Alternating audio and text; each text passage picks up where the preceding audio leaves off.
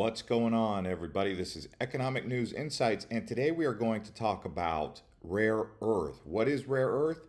Why do we need rare earth? And where do we get rare earth? Who dominates the rare earth refineries? So that's what this one's about. This was actually the most popular video on the channel from when we first started, so we're just going to revisit it, give some additional information up to date here in 2025. If you guys like videos like this, subscribe to the channel. Smash up the likes. Let's get into it. So, what is rare earth? Well, it's rare earth elements, REE. And let me close out my screen here. There we go. So, the rare earth are down here on the periodic table. If you look up here, you'll see other elements, but down here, a lot of these rare earths, you've never really heard the name. They're kind of hard to actually say, but those are the rare earths. So, let's get into this.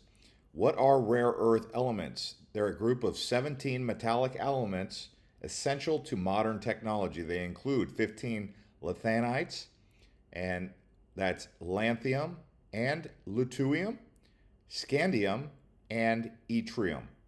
Now, despite the name, they are not rare in quantity, but are rarely found in economically exploitable concentrations. What this means is you can find rare earth in your backyard. It's back there. It's there. But the hard part is extracting it from the dirt, and that's where the refining comes in.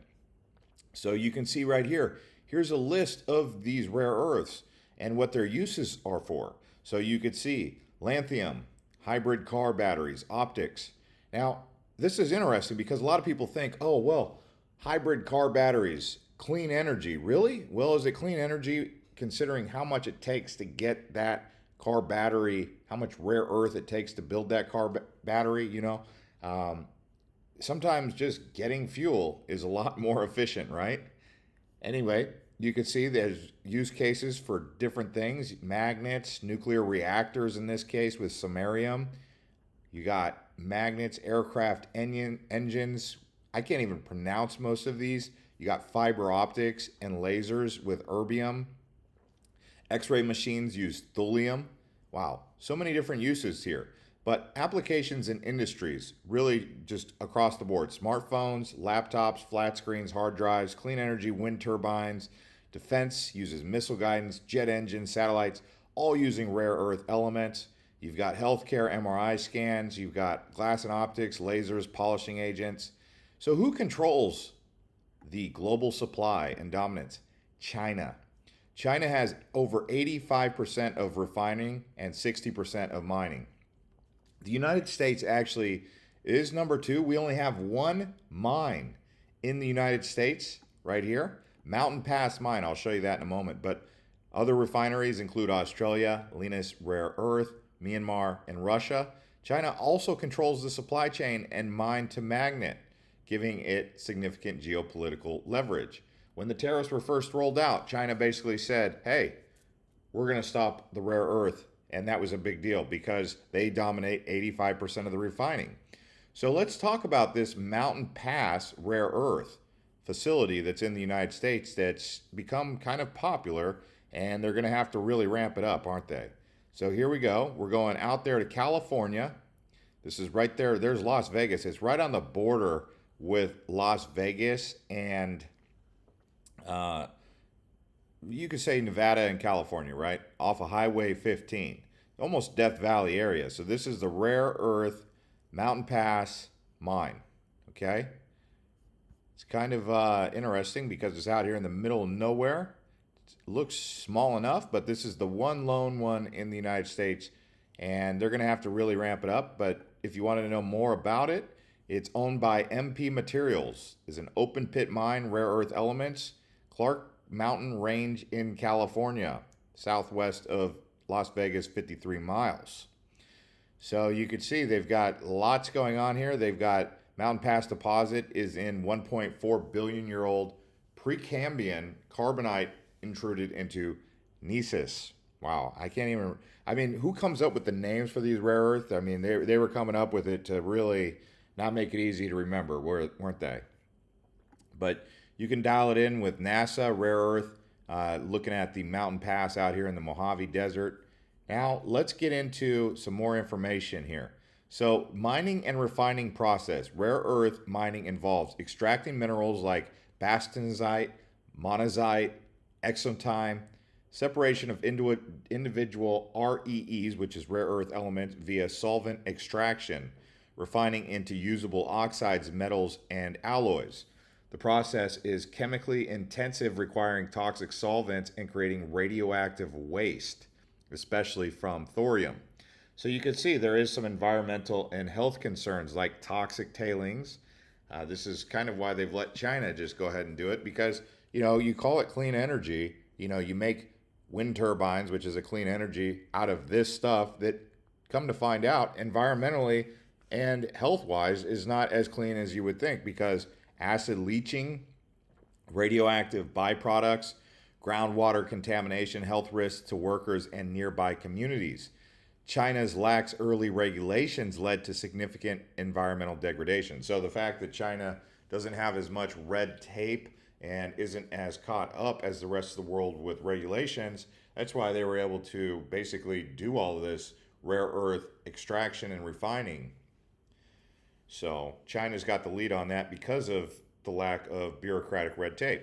Seven, strategic and geopolitical significance. Rare earth elements are critical for national security, especially in the US, EU, and Japan. So even though they're dangerous and hard to extract, the United States is very dependent on it. So is the EU and Japan. And the fact that China is the only one refining it at a high level is concerning for a national security reason. China has used export controls in 2010 with Japan as a political tool, recently with the US. Nations are now working to diversify sources and build domestic refining capacity. One of the reasons Trump was talking about getting Greenland was for rare earth. This was kind of a factor there. Economic and investment trends. Demand is rising due to electric vehicles, green tech, defense systems.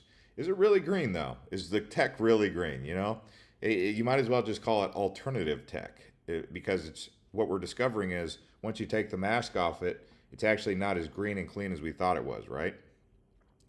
At least some of those technologies, like, say, solar panels or wind, right? Maybe geothermal, but it's kind of hard to get geothermal. Investors are turning to rare earth stocks like MP Materials. So if you wanted to get some investment going, you could go with MP Materials stock. And we can take a look here at the MP Materials stock ticker. And let's just see what comes up. So if we go on to Yahoo Finance, let's see what they're trading at in case you guys wanted to get involved. So market cap 3.4 billion. Trading at $21. If we look over the 1 year period, they're up. If we look on a 5 year, they're down. So in 2022, they were trading at $55, $56.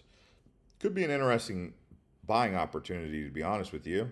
So we'll have to see what ends up happening, but I'll just add it to my following list. And yeah, that's going to be an interesting stock to follow. I might have to make a play on it soon. You could do on the IBKR app, you could invest in Australia's Lynas, Energy Fuels and Luca Resources. So alternatives in recycling. Recycling from old electronics is growing but limited. So when you turn in your cell phone, your old laptop, you're helping to recycle some of the rare earth. Substitutes for REEs, rare earth elements, exist, but are often less effective or more expensive. So research and development is focused on reducing rare earth dependency. So what ends up happening if we end up moving away from the dependency on rare earth? We don't even need China's refineries. We don't even need to build new refineries. And then you don't even need to buy MP materials, right? Stock, because alternatives come about. There isn't yet, though. So why are rare earths matter? Invisible backbone of modern technology, strategic resource with national security implications, environmental and ethical dilemmas, investment opportunity in a growing sector. So we'll end up seeing what ends up coming of this with the rare earth, but it's definitely looking interesting. And let me know what you guys think in the comments below about rare earth. Should we make an investment? Should we make more videos about rare earth? Or do you think that it's a technology that's not going to last very long because they're going to come up with alternatives? I mean, even if we say, what are the alternatives to rare earth? Do they have them? What comes up? when we type that in. Recycling. I mean, and it already said that's not really a viable solution. Magnets, alternative motor designs, like the one by Tesla, use copper winding. Either way, they're still going to need copper, which is a form of a rare earth. Anyway, let me know what you guys think down below, and we will see you on the next one.